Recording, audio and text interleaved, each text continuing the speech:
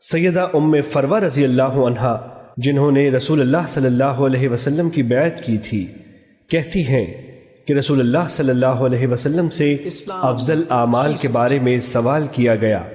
آپ نے فرمایا نماز کو اس کے اول وقت میں ادا کرنا۔ حدیث نمبر 1054 مسند احمد۔ ایک صحابی رسول بیان کرتے ہیں کہ رسول اللہ صلی اللہ علیہ وسلم سے یہ سوال کیا گیا کہ کون سا عمل افضل ہے؟ آپ صلی اللہ علیہ وسلم نے فرمایا نماز کو وقت پر ادا کرنا، والدین کے ساتھ نیکی کرنا اور جہاد کرنا افضل اعمال ہے۔ حدیث نمبر 1053 مسند احمد۔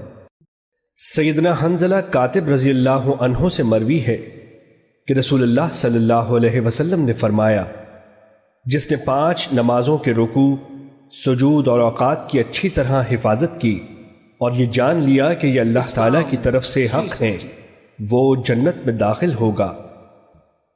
ایک روایت میں ہے اس کے لیے جنت واجب ہو جائے گی، اور ایک روایت میں ہے وہ ان نمازوں کو اللہ تعالیٰ کا حق سمجھتا ہے تو وہ آگ پر حرام ہو جائے گا۔